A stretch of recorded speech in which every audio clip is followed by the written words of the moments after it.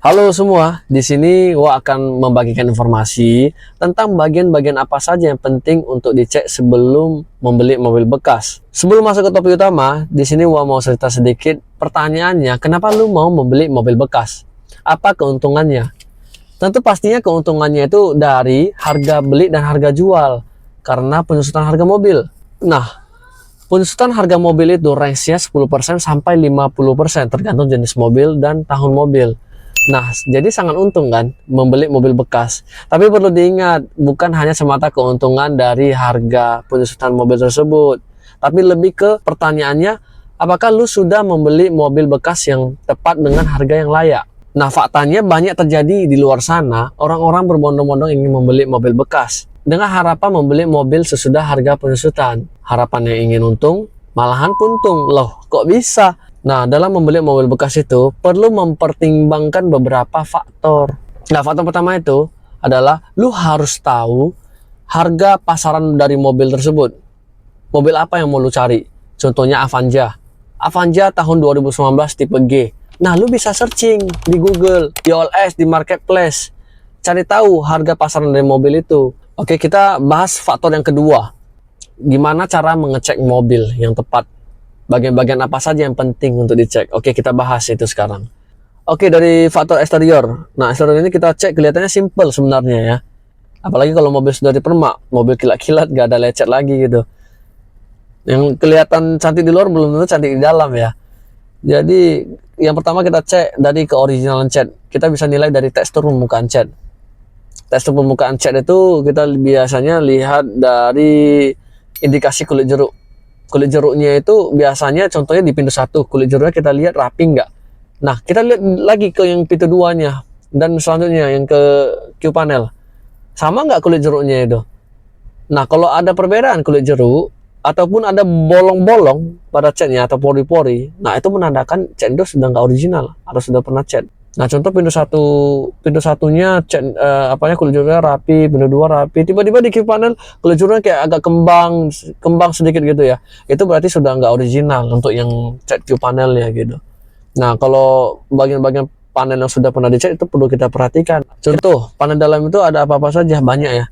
Ini sebagian yang bisa saya sebutkan, panel kacamata. Itu adalah bagian depan, panel bagian depan, panel kacamata yang di dalam lampu. Yang bisa kita lihat dari panel kacamata itu, kita lihat apakah ada bekas ketokan atau tidak. Kemudian kleman aslinya itu bisa kita tandakan sebenarnya ya. Kleman asli itu dia sangat rapi. Karena dia pakai mesin itu biasa. Frontnya juga, front kiri kanan, itu biasa terdapat di bagian atas ban depan kiri kanan. Kita cek afronnya. Ada bekas ketokan tidak, catnya masih original atau tidak. Ada lagi cross member namanya, cross member itu perlu kita lihat juga. Kemudian panel dalam setiap pintu itu biasanya ada namanya sealer. Begitu kita buka pintu, kita lihat ujungnya itu setiap sudut-sudutnya itu ada sealer keliling gitu. Nah, kita lihat sealernya itu asli atau enggak. Sama juga tadi di kap mesin kita harus cek juga panel dalamnya ada sealer itu. Nah, kita lihat sealernya itu dia teksturnya biasa. Kalau yang original itu teksturnya dia nggak terlalu keras, nggak lembek juga, sedang dia. Jadi kalau kita tekan itu dia bisa bekas, tapi bekasnya itu dia sedikit aja nampak walaupun kita tekan sekeras gimana ya. Dia hanya nampak sedikit gitu. Teksturnya bisa dibilang dia keras-keras jambu lah gitu. Terus kita bisa lihat juga sebenarnya bukan dari teksturnya aja, tapi bisa kita lihat dari kerapian sealernya itu berserak atau enggak gitu. Biasa kalau dari pabrik dia ujung-ujungnya dia agak nampak sedikit rata gitu, diratakan, tapi enggak berselema gitu. Kalau sealer kap mesinnya atau sealer pintu dia di setiap ujungnya terlalu berselema, itu tandanya dibuat. Ataupun teksturnya sangat lembek, nah itu udah dibuat. Jadi kalau untuk sealer tadi perlu dicek kap mesin, setiap pintu juga ada, itu perlu dicek.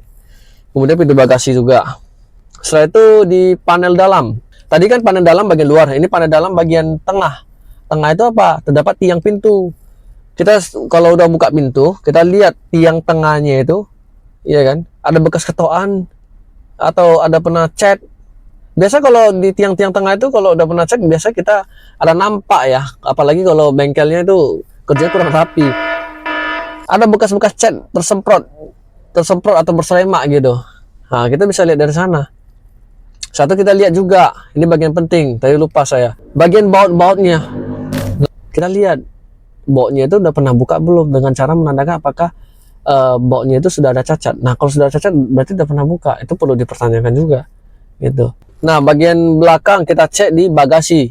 Bagasi kita cek tadi ya, sealernya itu pastinya kita cek sealer, dalaman sealer. Tadi bagian luarnya juga udah pastilah kita harus cek itu dia mulus atau enggak, ceknya masih original atau enggak ya. Lantai bagasinya itu kita perlu cek. Biasa kita cara ceknya gimana? Di bingkai bagasinya itu kan ada karet. Nah, karet di bagian bawahnya itu biasa kita buka sedikit. Kita buka sedikit, kita lihat. Nah, sambungan platnya itu kelemannya masih asli atau enggak? Udah mencong-mencong belum bibirnya itu?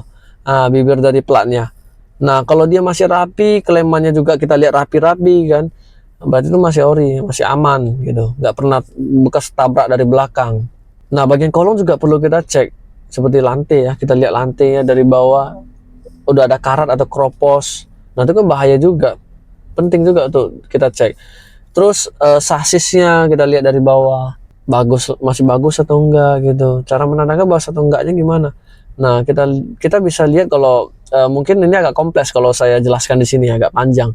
Kalau sasisnya itu biasa kita lihat paling gampangnya lah kita membandingkan kiri sama kanan gitu. Kiri sama kanan kita bandingkan, bentuk dan modelnya itu harus sama. Nggak boleh satu lebih lebar atau satu lebih panjang gitu kan. Nah, itu berarti sudah pernah kejadian sebelumnya. Itu cara simpelnya yang bisa kita nilai. Oke.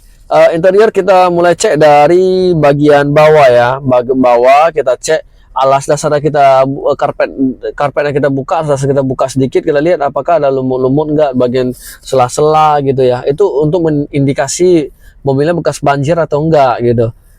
Kemudian kalau kita lihatnya aman, enggak ada bekas lumpur ataupun tanah-tanah gitu ya, itu berarti aman. Kita cek bagian dashboard.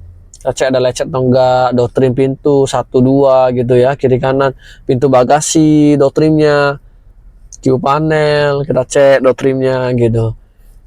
Satu, setir juga penting. Setir kita cek penting juga ya, karena itu bisa membantu kita mengindikasi keaslian odometer gitu.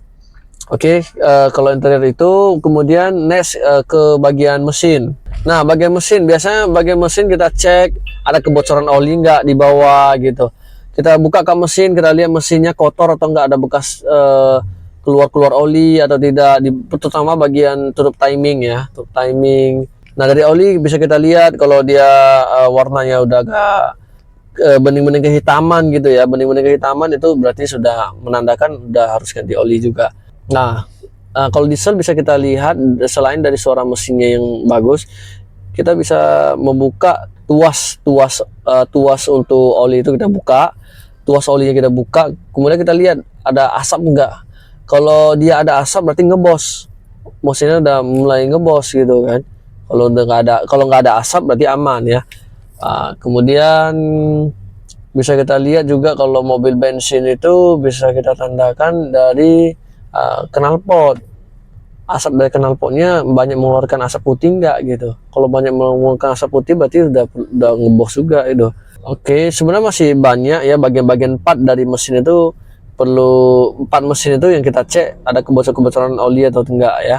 Postering ya, minyak posteringnya kita lihat, air radiator biasa kita lihat seperti itu. Kemudian dari kaki mobil bisa kita cek mulai dari setir ya, kita goyang-goyang setir ini ke kiri kanan gitu ya, kiri kanan dia ada bunyi enggak, kita untuk menandakan setirnya itu masih bagus atau enggak gitu. Kalau dia ada suara waktu kita kiri kanan gini, ada suara tek tek tek tek, itu berarti kena restir.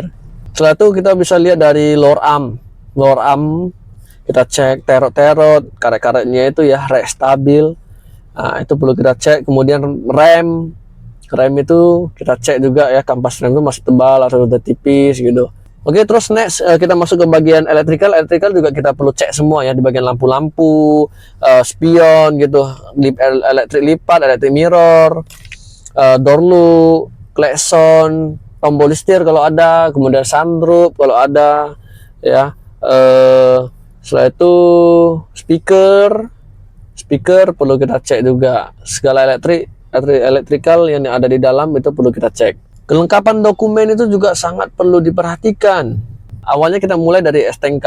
STNK kita cek, bisa kita cek dari pajak, kemudian dari BK ya kita sesuaikan di STNK sama fisiknya, kemudian nomor rangka, nomor mesin kita sesuaikan dengan fisiknya juga. Kemudian kita sesuaikan dengan di BPKB atas nama pemilik mobilnya juga. Kita samakan dengan BPKB semua. Biasanya yang perlu dicek sebelum membeli mobil, STNK, BPKB itu datanya sudah pasti harus disesuaikan. Kemudian faktur pembelian toko ya, kwitansi kosong jika udah tangan kedua.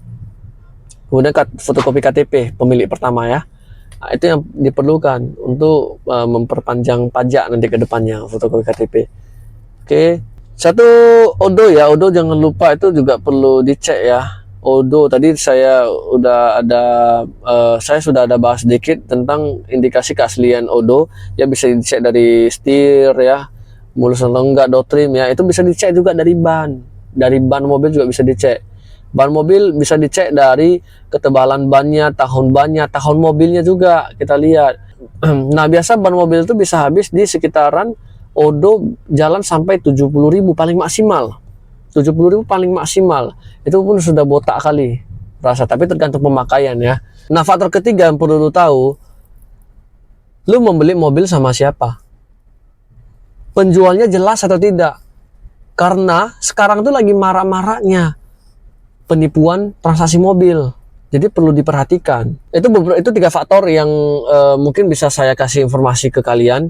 Oke, kemudian itu saja informasi yang bisa gua berikan kepada kalian, kepada lu semua. Nah kalau lu nggak mau ribet, lu cari aja solution. Kami menyediakan layanan jasa inspeksi mobil, jadi lu bisa lebih aman dan tenang untuk membeli mobil bekasnya. Oke.